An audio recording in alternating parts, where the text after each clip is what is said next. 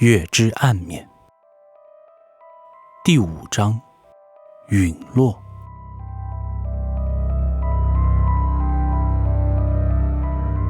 鼓手自语道：可我刚才的确听到有人在喊开门呢。时候不早了。我看了看身后已经歪七扭八斜靠在座椅上的几个弦乐女生道：要不你们先回去吧，还有2个晚上可以录。贝斯手不来的话，恐怕今天只能再录一个键盘就得撤了。说实话，有些后悔第1天就把他们叫过来，照这个进度，最后1天再录弦乐还差不多。即使他们一开始再兴奋，恐怕到这时已经完全被困意抵消了下去。可我没有想到，他们仍然坚持说明天还要来，我只好苦笑着随他们的意好了。我看了看手表，11点半。正当我和键盘手商量让他提前录的时候，哗的一声巨响，最里面的那道隔音门被用力地推开，所有人被惊醒。贝斯手背着琴包，拎着一大袋的零食和冷饮跑了进来。他们一阵欢呼，尤其是坐在后排的那几位弦乐手。正当大家一拥而上争抢手中的饮料之际，门外一阵微风袭来，我不禁打了一个寒颤。就在我要过去关门的一瞬间，一道身影闪过，文生杰。你终于来了，我问。吉他手呢？他一开始没理我，只是朝里面看，等视线落定之后才看着我道：他还得练，今天不来了。我一想也罢，反正今天够乱的了，明晚来正好。哎，等等！助理突然把手一横，指着我叫道：阿文，这你得管管吧，戏里强调过棚里不让吃零食，到时候怪下来可别怨我啊。大家发生了争执，几个女生向助理白了一眼道：不让吃零食，喝水行了吧？我道：我觉得没有必要，这样吧，大家把零食和饮料都拿到最后排的小桌子上去，撤的时候记得清理干净就行。又是一阵欢呼，助理气呼呼地起身离开，过去帮贝斯手调试音箱。这时坐在最前排的是文生杰、我和键盘手，我在他们俩中间。突然键盘手道：怎么这么晚才来？我猛地一怔，但立时反应过来，文生杰低声答道：有点事儿耽误了。我转头看了看俩人，这才算明白他俩关系不一般。当时觉得很尴尬，很想起身让他们单独聊会儿，可是文生杰按住了我的肩膀道：我先录吧。我很诧异，因为那时只有鼓声，贝斯都还没有录，更别说键盘。玩过乐队的人知道，这种情况下一般的歌手是没有办法演唱的，因为没有定调的乐器，除非他有绝对音高。我想了想也罢，或许他就是比别人厉害吧。行，那你跟贝斯手和助理说一声，我道。没想到他刚起身走出控制室，那边的贝斯手像是疯了一样，突然放下琴，对着话筒吼了一声道：我去，闹肚子了，等我一下。我一阵摇头，只好道：那行，让文生杰先录吧。话没说完，贝斯手已经放下了耳机，朝门外奔去。阿杰，你让助理把那边门关上，等会儿再调音箱吧。我通过话筒对那边的文生杰道：没事儿，直接来吧，我就溜一遍开嗓，不用录。他道。好的，我道。虽然这么说，我还是习惯地按下了录音键。他果然厉害，我暗自佩服着。这样强大的绝对音高，若不是从小就进行专业的训练，一般很少有人能掌握。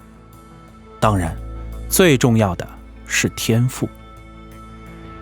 我一边听一边看着歌词，这首歌就叫做《The Moon》，大概意思是说，一对恋人相互吸引着对方，就像地球和月亮一样，保持着若即若离的关系。月亮把自己最好的一面展现于人前，却把无法示人的一面永远地隐藏在了身后。透过总谱，我似乎感受到整个音乐制作完成的样子。它的确是一个不可多得的奇才。我很想让助理消停一会儿，因为话筒里不仅有文生杰的歌声，还有叮叮哐哐拆卸架子鼓的声音。但就这一会儿功夫，乐曲到了尾声，歌声戛然而止。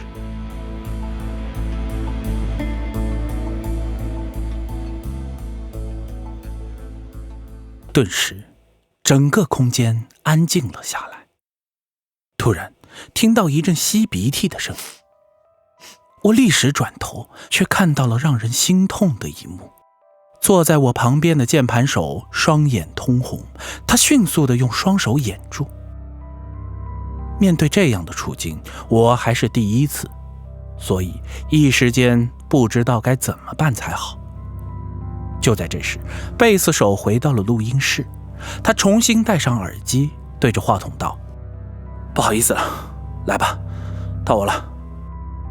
我道 OK， 刚阿杰录了一遍 vocal， 我把音量给你预处理一下，到时候你需要鼓声大还是小，告诉我帮你调。好，他来了吗？录得真快啊。行吧，开录。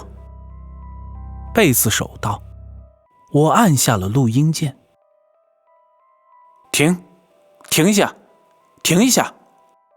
没一会儿，贝斯手突然叫道：你把里面有一路声音给关了吧，全是噪音，好像有人在移动鼓一样，是不是放错了？没有啊，我仔细检查了一遍录音文件道：是不是阿杰 vocal 那一路啊？好像是有点噪音。啊？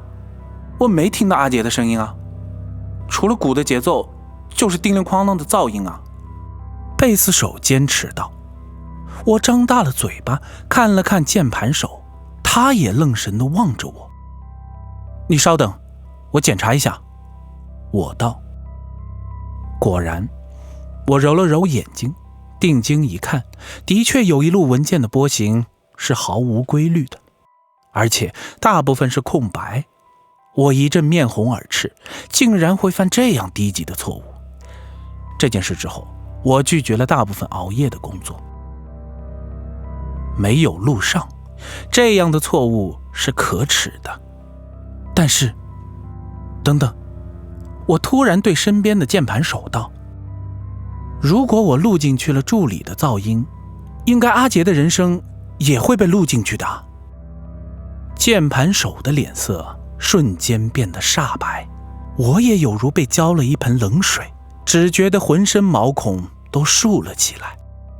我立时起身，看了看玻璃对面的情况，只有贝斯手和助理，以及一排待用的话筒，并没有文生杰的身影。我问后排的女生，她们无一例外地摇着脑袋，而我只觉得头皮一阵发麻，难道是幻觉？我撑了大约半个小时，将贝斯录完，强烈要求大家回去休息，因为我也曾听说过类似录音棚的诡异事件。但我一直认为，那是由于长时间在封闭的环境下高度紧张工作以及缺氧造成的幻觉。我们锁上了录音棚的大门，与几个弦乐手道别后，乐队的人一声不吭。你们说文生杰是跟在我后面进来的？贝斯手疑惑地问。是，我还跟他说了话，我们都以为他是和你一起来的。我道。我的天！贝斯手立时停住脚步，拿出手机拨了个号码。我们在原地等着他。1分钟后，贝斯手道：没人接，那我先回去，我上他们寝室看一眼，到时候……他环顾了一下我们几个人，接着道：要是他在的话，我给叶玲打个电话。说罢，他一手拖着琴包，一阵风一样的跑了出去。我们几个人的脚下像是灌了铅，好不容易走出了校门口。就要分别的时候，看到几辆警车闪着刺眼的灯光停在路边。虽然已过午夜，但这条街上还是会有不少闲逛的青年。正当我们有些好奇为何如此嘈杂之际，只听得有路人议论道：可惜了，才20出头就跳楼了，想不开啊。一时间，一种莫名的恐惧顺着后背袭来。突然，键盘手的手机铃声大作，他立时接听。